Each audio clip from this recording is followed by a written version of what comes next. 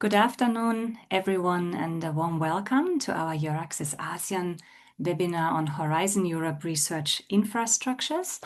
My name is Leonie Nagarajan, and together with Dr. Tatas Protosodamo, I'm the regional representative of EURAXESS ASEAN.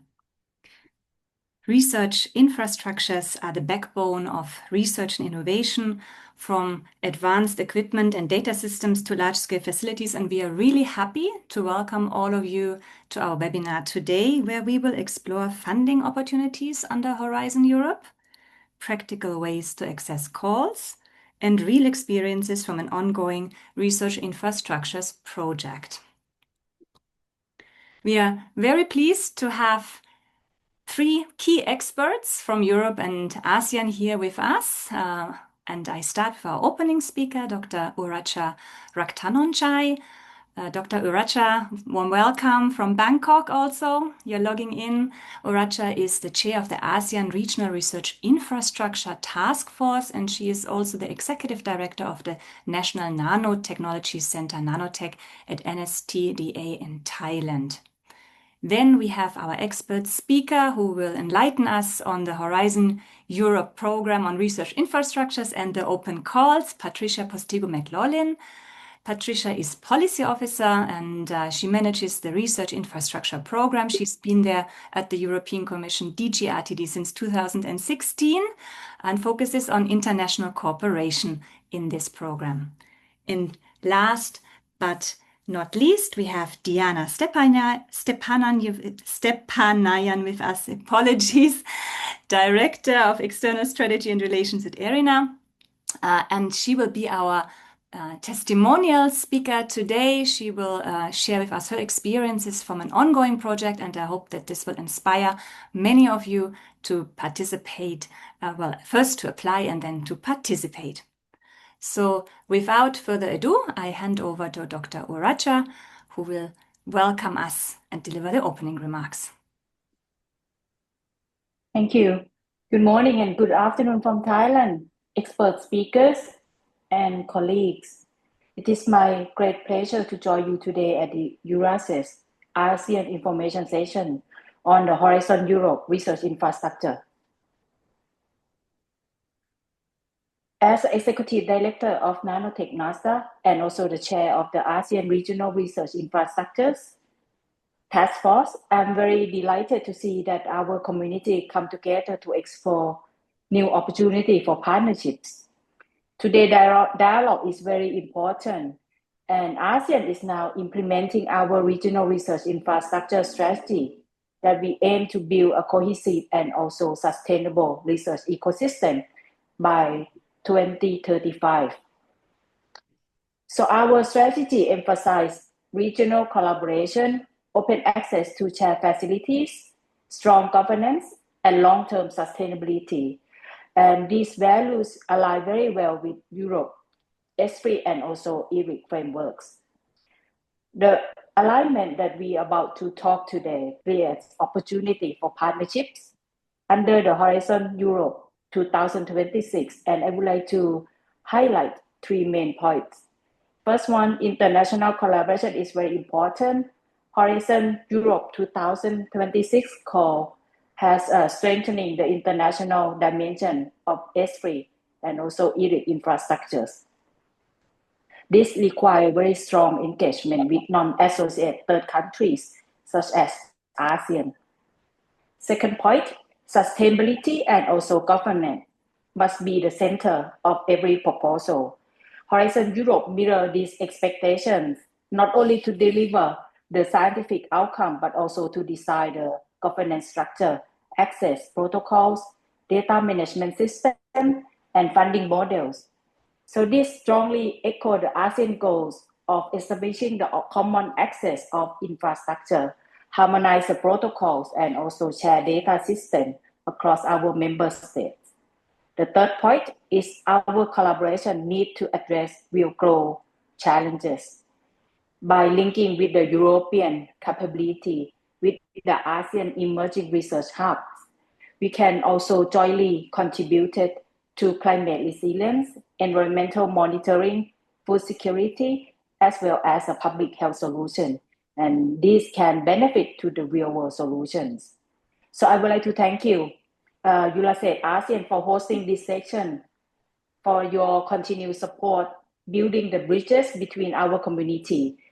And I would like to encourage our researchers and also institutions to explore the 2026 call that is about to end in June 16, and actively seeking for partnership with European partners.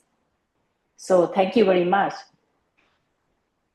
Thank you so much, Dr. Uracha. And you highlighted it. There is an open call.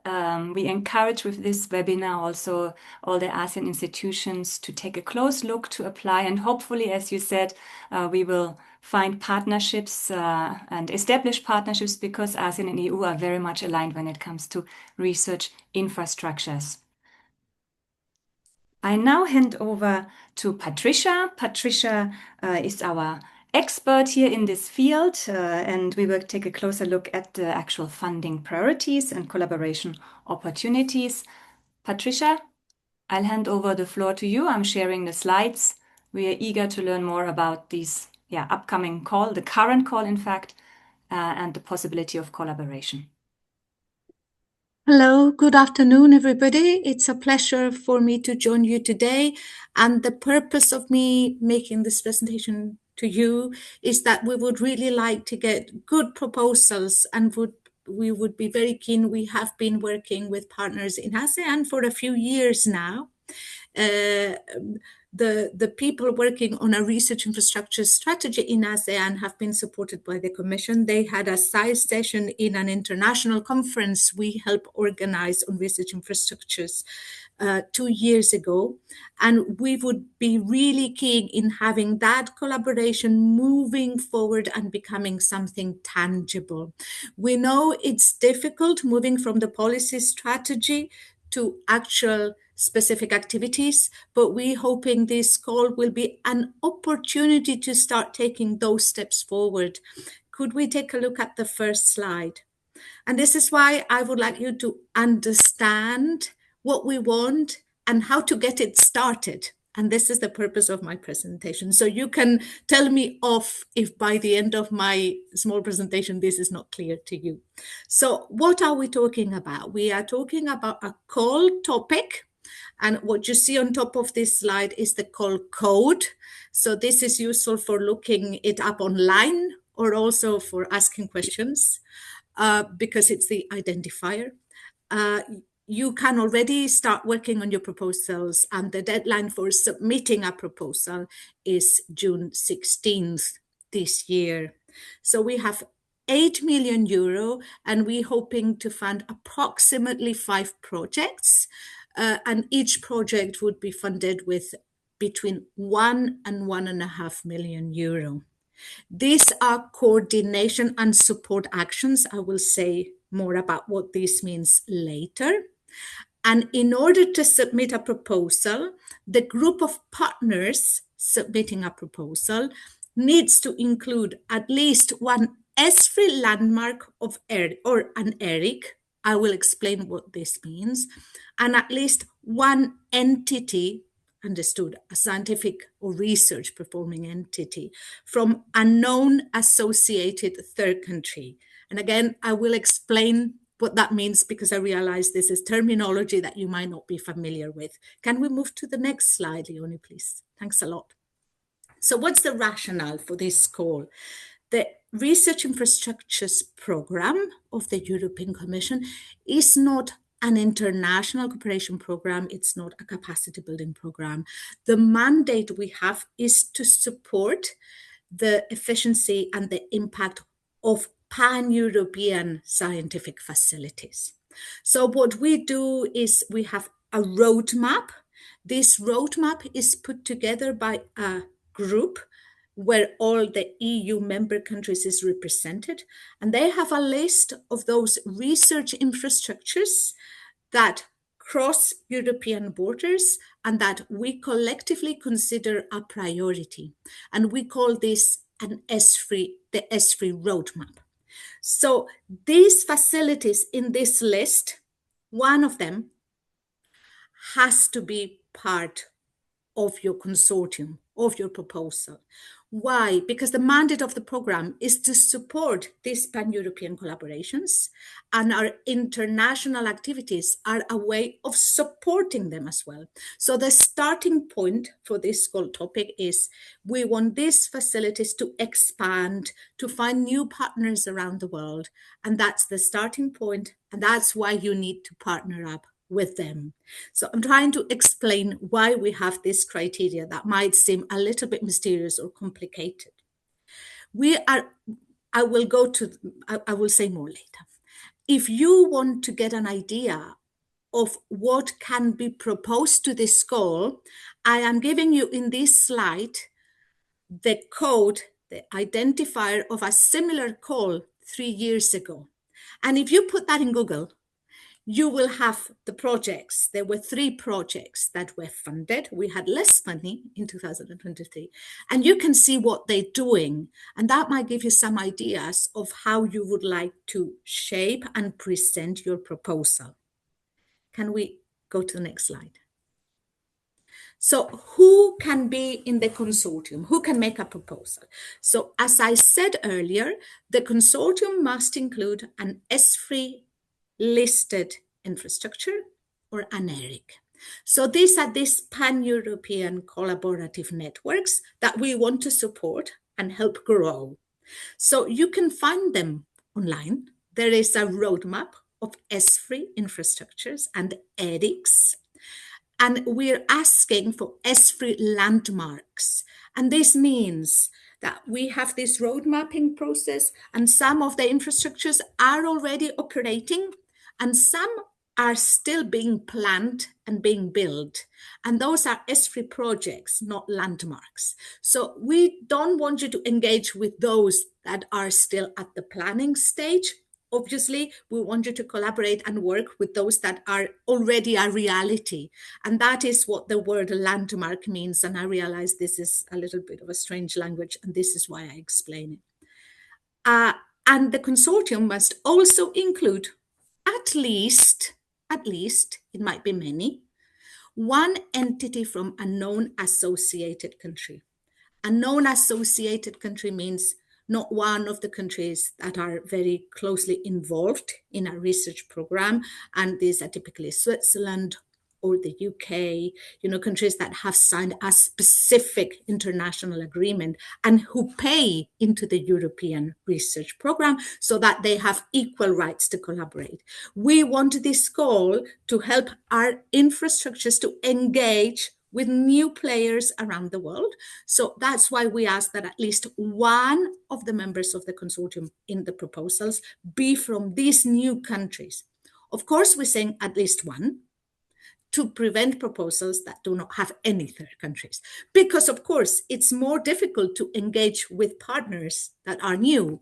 What's easiest is just to submit a proposal with the people you already know. So the purpose of this call is to push people, to nudge them a little bit and make them reach out to new partners. The idea is not to have just one third country. The idea is to have maybe 2, 3. Proposals are free. The legal requirement is at least one. The proposals also need to describe, and you need to understand our legal mandate and our limits. The proposals need to explain how the European money allocated to scientific institutions in these third countries will have a positive impact also on European science. I find this very easy to argue, but this is something that you must not forget. It must be part of your proposal. Like, for example, you say, this will give European laboratories access to data that will help them validate their own data, that will help them build better software models, or this will help us work together in the next decade and we will be all modeling so much better. So you need to explain in which way this is going to be useful to both parties and to European partners as well. And when you think of third countries, just don't let the twisted legalistic language in the proposal make you confused. We have received a lot of questions on which countries are automatically eligible and which ones are not. I do realize there's a lot of legal background to that. We will not go into it. The European Commission publishes a list of countries that are always automatically eligible to participate in European projects. And I put on my slide the link to that list, so it's easy for you to go and check whether your country is in that list or it's not. But even if you're not in that list, you are eligible. You can take part in a proposal to this call as long as you explain why your participation is important for this project to be meaningful. Okay, so this is a legalistic distinction that has created a lot of confusion, but don't let that block you.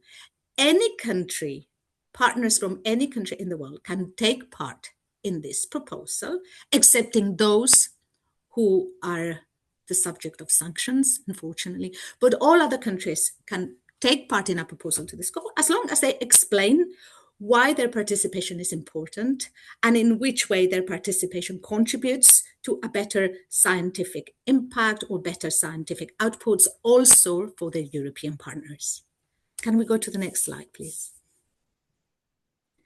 So what type of activities are expected? And this is really what I wanted to say. I know you were really worried about the other questions, the legalistic conditions, because I am aware that the legal text of the work program is sometimes difficult to understand.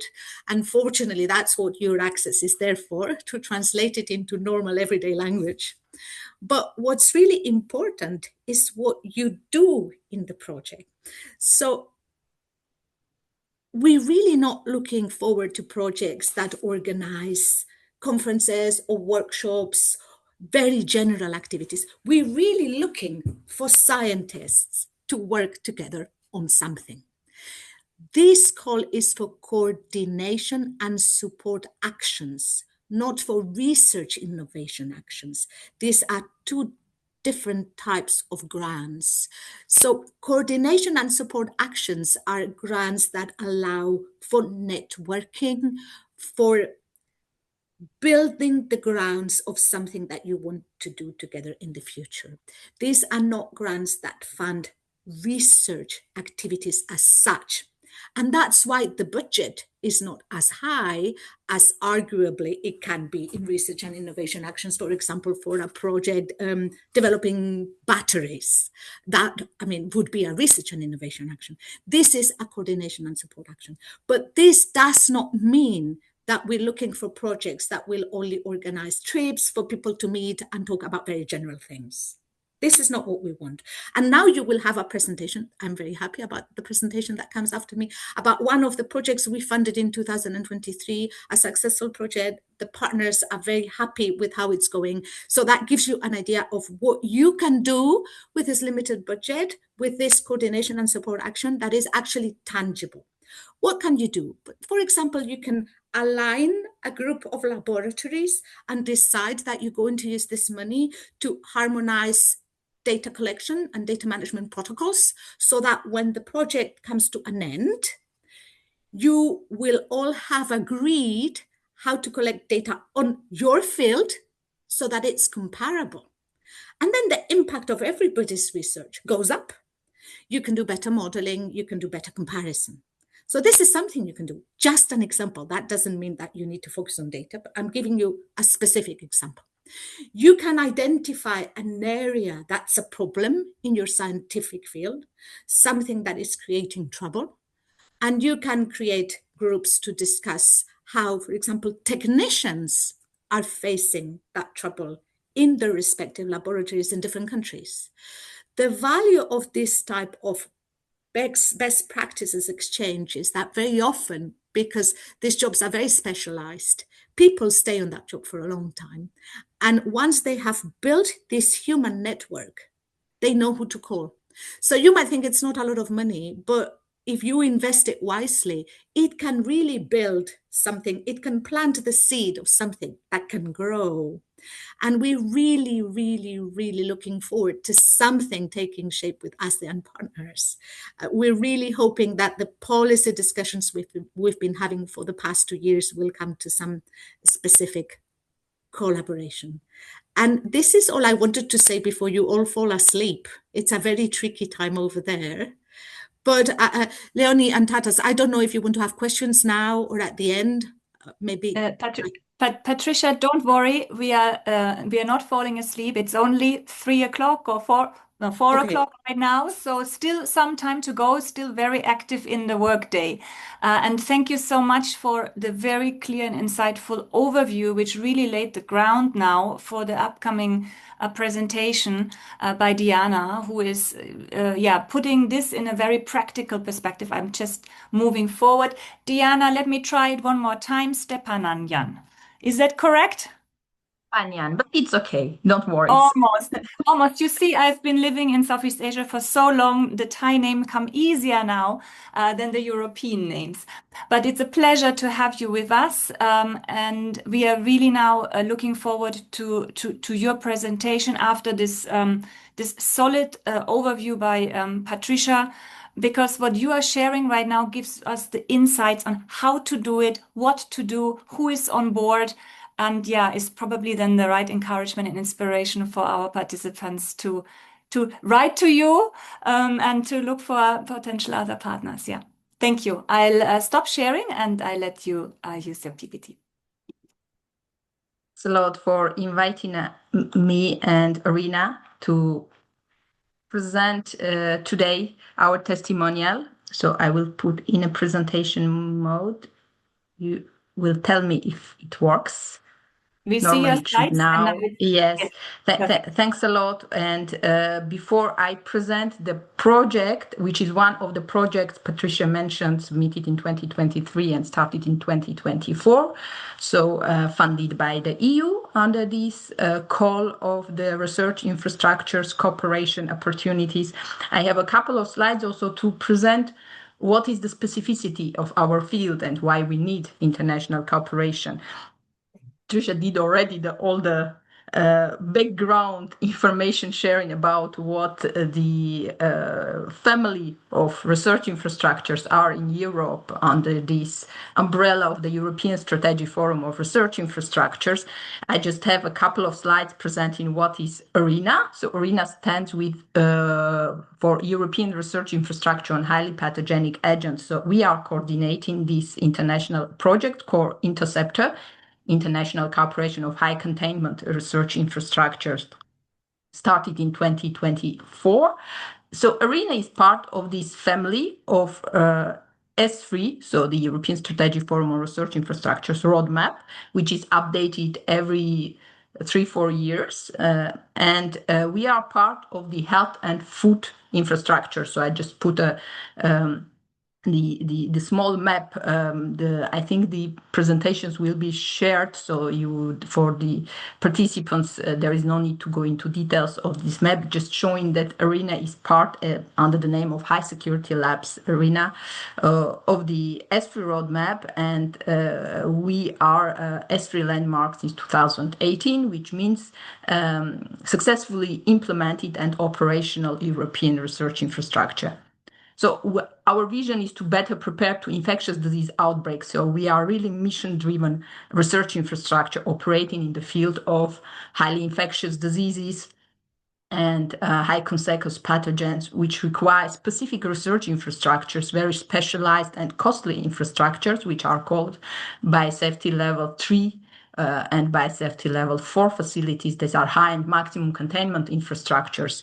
And our mission is to help to protect human health by coordinating and providing access to these infrastructures.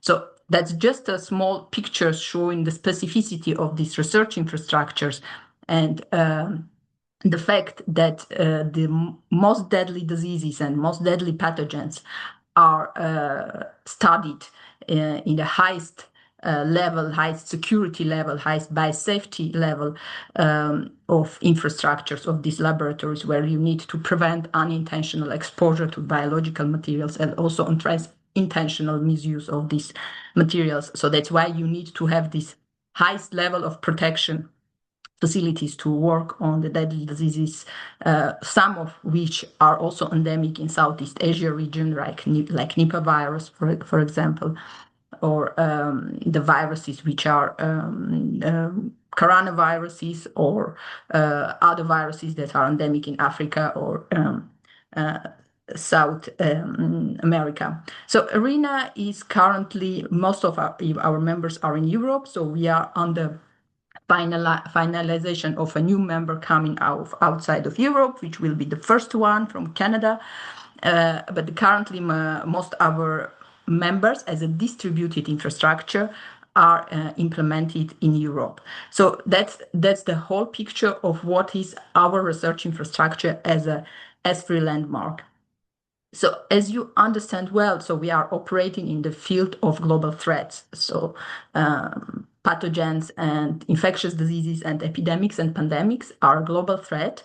And we need to have a global cooperation in this field, including not only for research, but also in the field of research infrastructures, because these threats, they don't have borders, but also we need to use in an efficient way the current research infrastructures that are in different regions. So we are aligned in how we operate on biorisk management standards, which should be high in every region and every country. Also train the human resources as well. And so these are the needs in the field which we considered should be in a formalized way put in place on the international cooperation project. And that's why we, in 2023, submitted the project of the International Cooperation of High Containment Research Infrastructures from Epidemic Preparedness to Response. So that's the long name of Interceptor and the abbreviation of Interceptor. The overall mission of this project is to help to strengthen high containment research infrastructure capacities for infectious disease outbreak preparedness. It means help to support the scientific communities in different regions of the world to have access to these enhanced infrastructure capacities to be able to develop medical countermeasures against these deadly diseases. We started in 2024 with a 3-year grant, which officially will end of this year, with 14 partners, which included ERINA and its members in Europe, but also South Africa, Australia, and US capacities. So that was the first consortium with 14 partners. But during these first 2 years of Interceptor lifetime, there was larger interest coming from other regions, as well as also from our side of existing Interceptor partners to enlarge the project capacities with new relevant infrastructures outside of the consortium. It was a very successful exercise because we ended by including through these 2 years 10 new partners, so 5 partners last year and 5 partners this year. So currently we are 24 from all 5 continents, let's say, so that we have also coming from South America, from Southeast Asia, and also from North America. Canada also joined this group of consortium, so which gives already a better vision to you, also related to your specific region, the opportunities that for the ongoing project enabled also to integrate new partners to be involved in ongoing activities of Interceptor. So that's of course, we couldn't include all the relevant ones from all the relevant regions, but that would be the next step for Interceptor 2, or Interceptor enlarged or global infrastructure.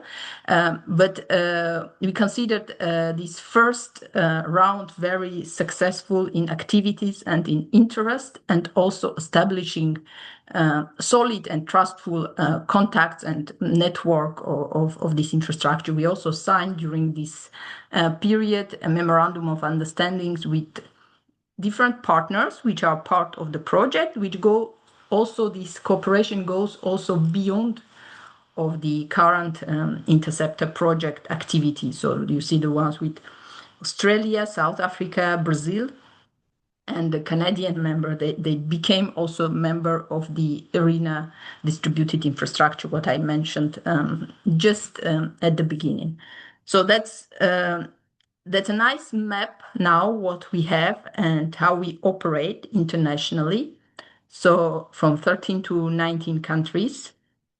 And you see, so from your region, that's Singapore, Malaysia, and also South Korea, the Institute Pasteur from South Korea, which joined just recently, 2 months ago, the project network. So having network, that's good, but what we do within this project to give you also a flavor of potential activities that can be considered under this kind of calls. So we had 4 objectives. As a research infrastructure, one of the important objectives of a research infrastructure mission is to enable access to infrastructure capacities. So one of the objectives of this network is to create new opportunities for researchers in Europe and internationally to access these high containment infrastructures, resources, and their expertise worldwide.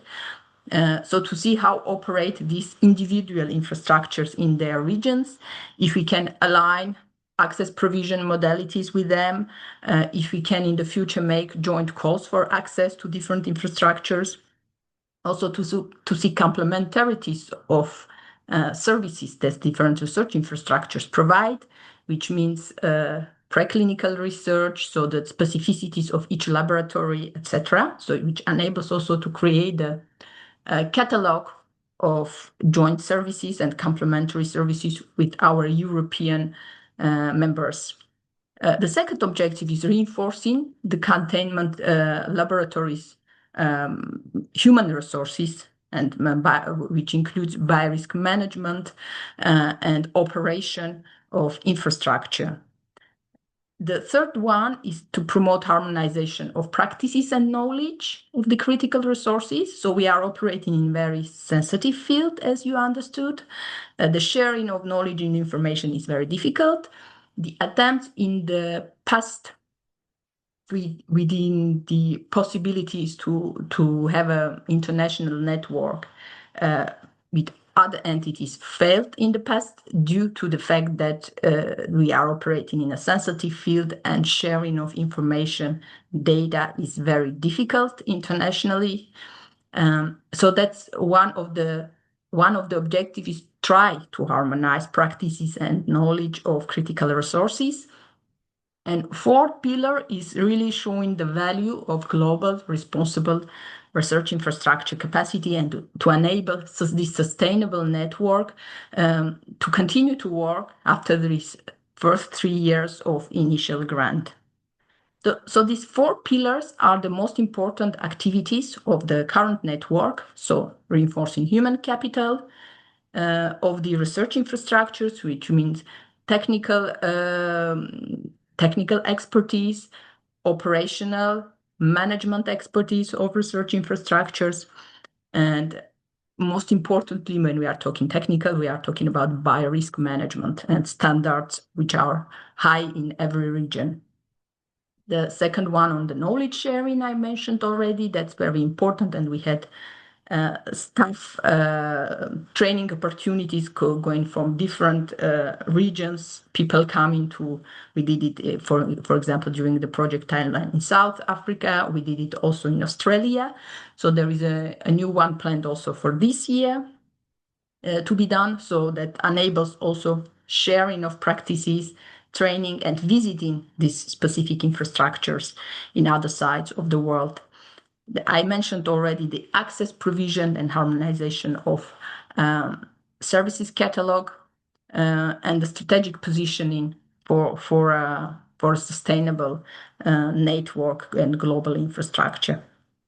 So that's really the ultimate ambition of the current network, was to become a global reference network of high containment infrastructure.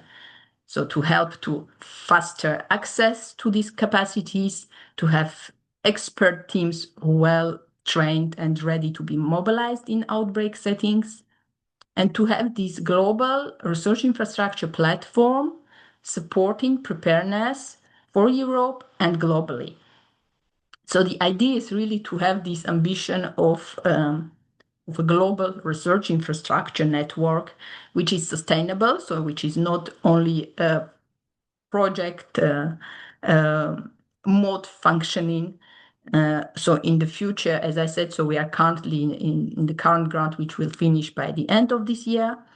So we will submit, of course, for enlarged actions for new funding opportunities, and we are also considering possibilities for diversification of funding for this network in the future to enable specific activities with specific regions: Europe, ASEAN, Europe, Africa, Europe, South America, but specifically also between the continents, not only between Europe and other continents, which can be also done through potential regional funds coming from ASEAN, coming from South America, etc. So we consider other opportunities as well for the future, but we are grateful for the current opportunity and from the European Union to help also to internationalize the European research infrastructures for these global opportunities.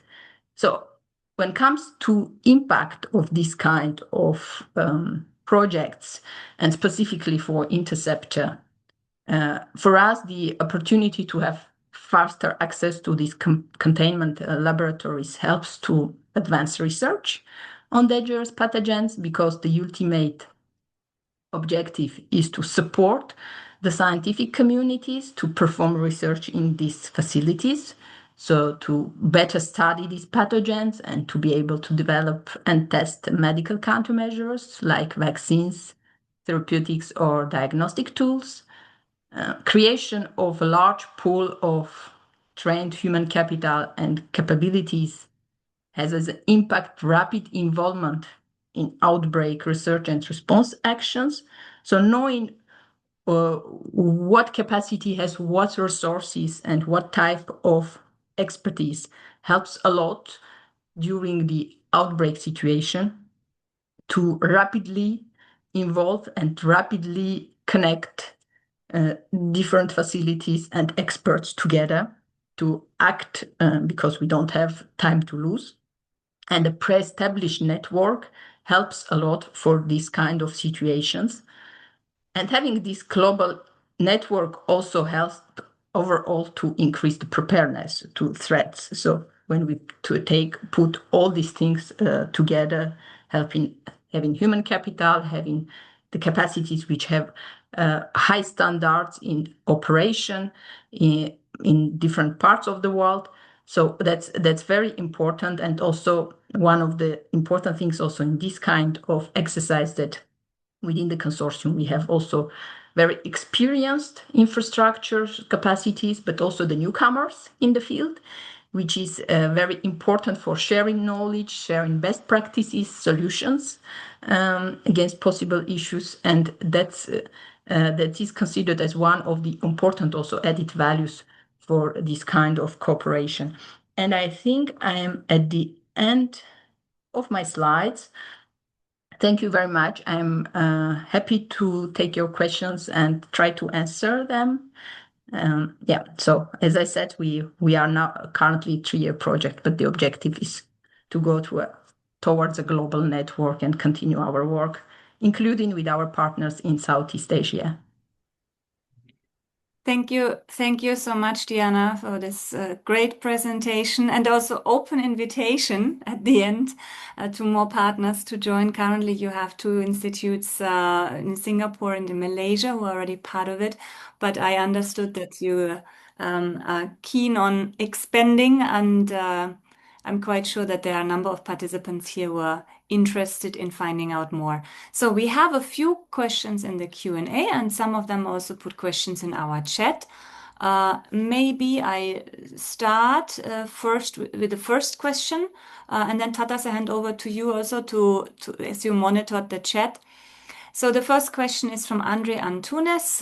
He asks, is there an online forum or equivalent where researchers looking for partners or institutions looking for partners can consult and join in on group efforts? So beyond this webinar, where he got this inspiration, is there anything else, an online forum or something equivalent where he can look for partners? The question is either to Patricia or to Diana. No, I can reply. Of course, I have never submitted a proposal myself, but from my experience in the past in Brussels, we used to do in-person info days. They were rather boring, but they served the purpose of people interested in a cool topic meeting each other in person. So they were a little bit like a trade fair. These things have disappeared in the online era, and now the info days are all online. And in fact, if you look for it, you will find our info day, which was a couple of weeks ago, for the entire work program, not just this cool topic. So a lot of cool topics that do not interest you. I believe that there will be a lot of activities which are typically the usual, like scientific conferences, talking to the European partners that you already have and asking them whether they're interested in this topic and whether they think they could line up one of the required European partners so that you would be eligible. So for me, the usual environments for any type of scientific proposal to any national or international program would be the same. Thank you, Patricia. The next the next question is, what are the priority areas and topics for this grant? And maybe I add a little bit to this to make the question even more precise. There is a work program on research infrastructures, but today we only focused on this particular call. Why? Can you explain this? Because maybe that can also further clarify this question. Okay, we have a work program. I have it here. It's rather long. It has different core topics. All of these topics, our program is international by definition or by omission. Third countries are allowed to participate as long as their participation can be shown to be essential for the project. This would be very difficult in some of the projects we finance.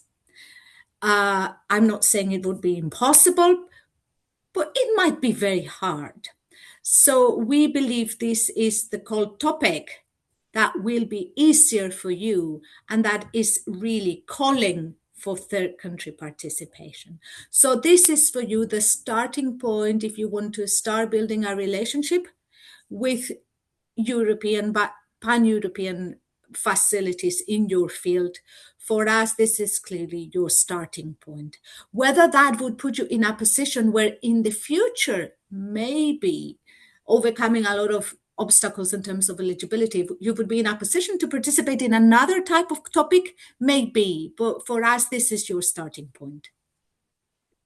Thank you. I take the last question from the Q&A section, then I hand over to Tatas, who monitored the chat. Is it expected to have some level of local and national government support for these consortia?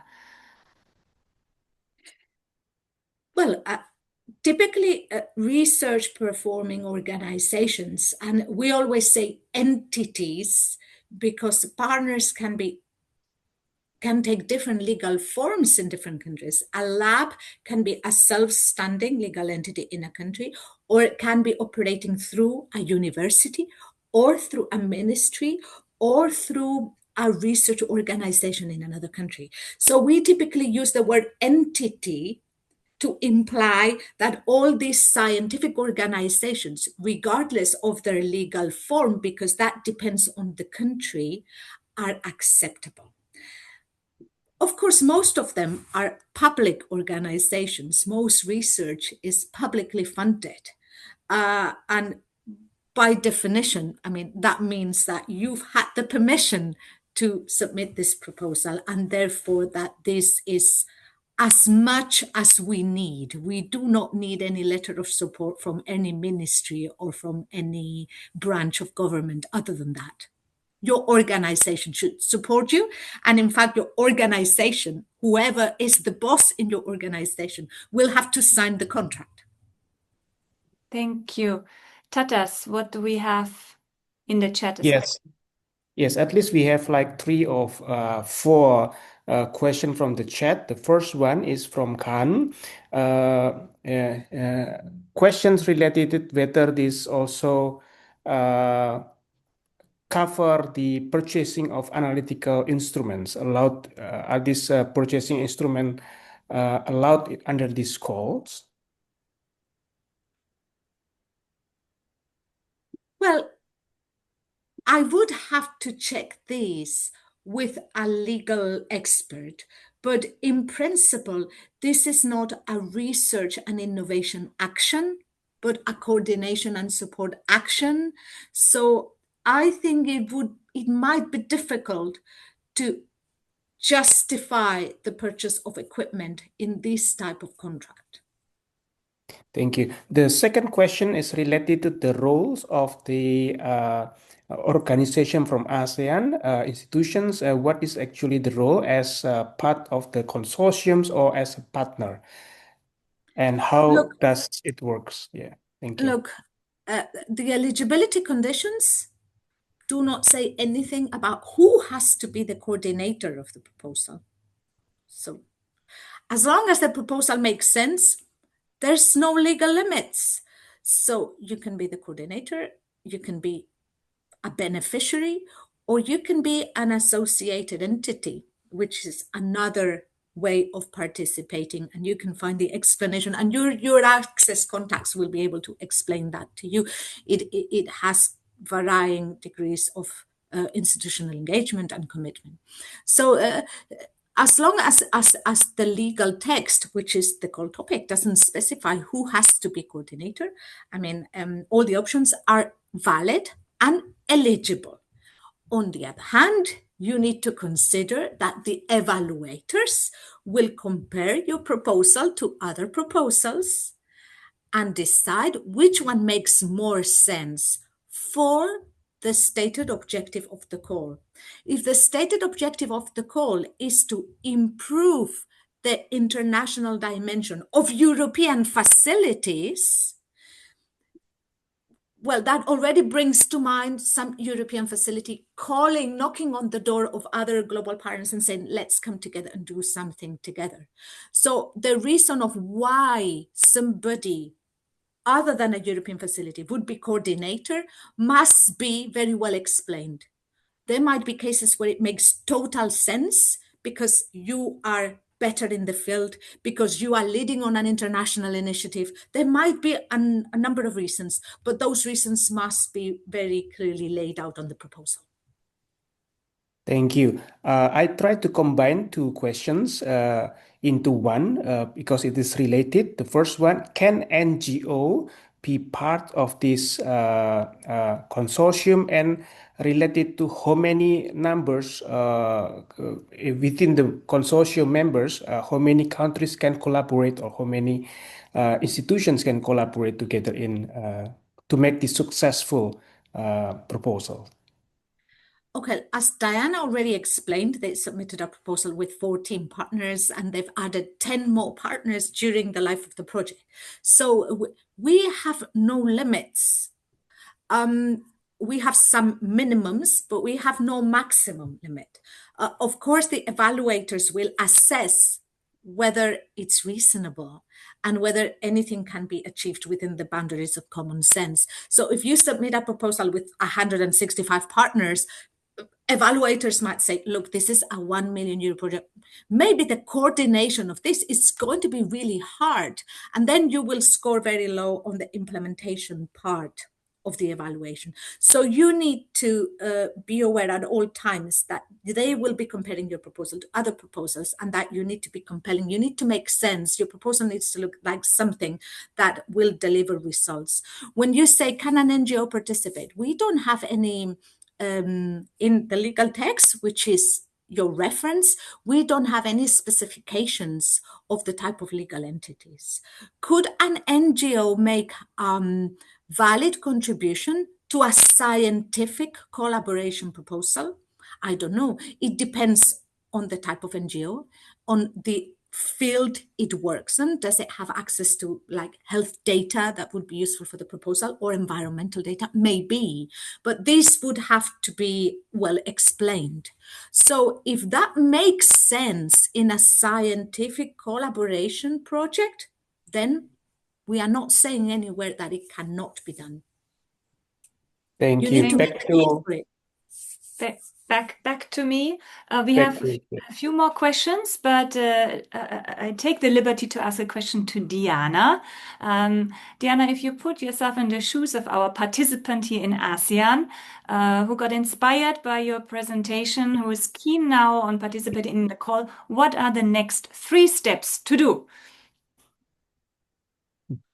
Well, let's say the first step is really if you have already a contact point with research infrastructure in Europe, which is a pan-European research infrastructure, just then go and contact your counterpart in Europe to see the possibility of joining forces to submit a project together.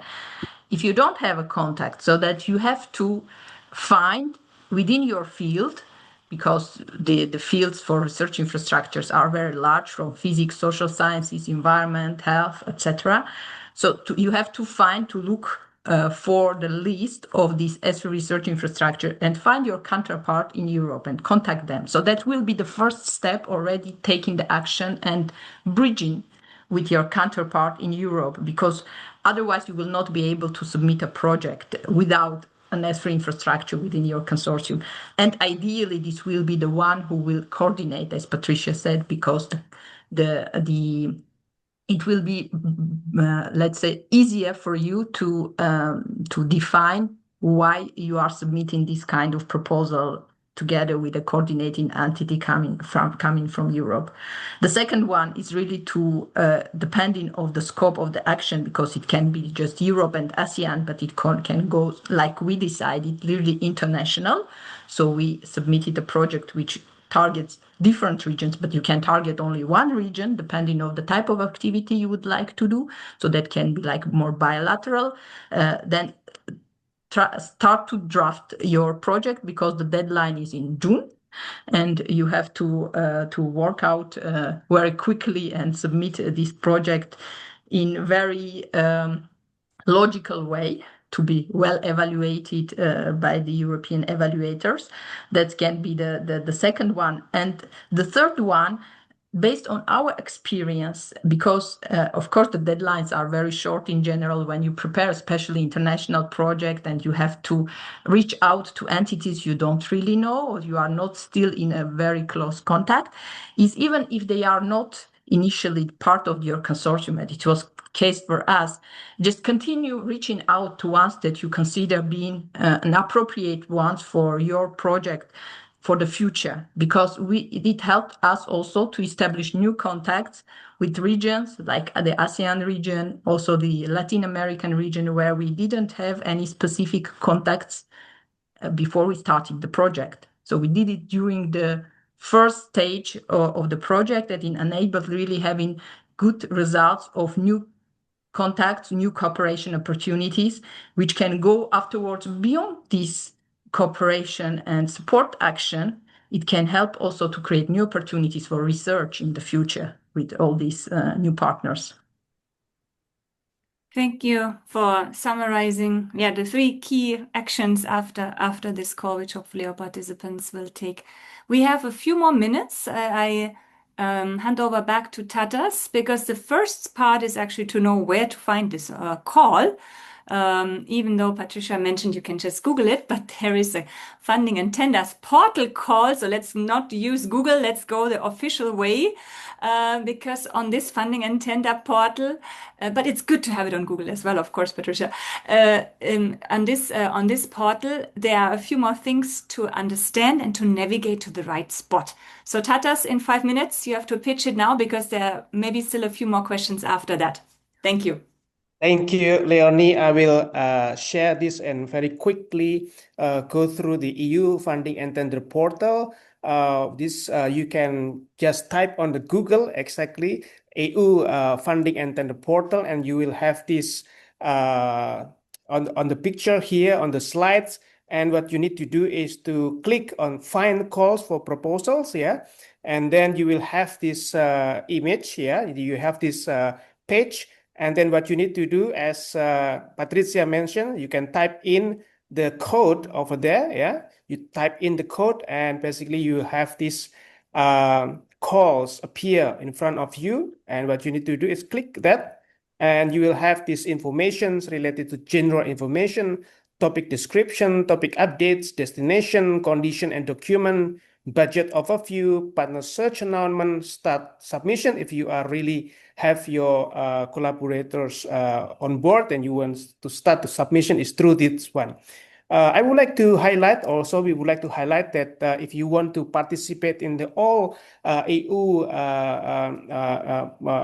calls, basically what you need to have is your institution should have the participant identification code, which is called PIC number, which is this is 9-digit participant identification code. Yeah, one institution basically is one PIC number. So please have a look, contact your institutions or maybe international department or research department, whoever responsible to keep this number secure. For example, you can have a look at the EU funding and tender portals and the find registered organization.